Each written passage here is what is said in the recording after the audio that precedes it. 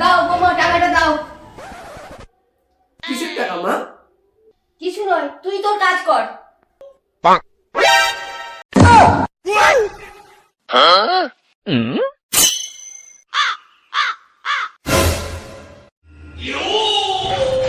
কি হলো ব্যাপারটা? নজরুল মা কিসের পয়সা চাইছে? দেখতে হবে তো। দাও বৌমা, টাকাটা দাও।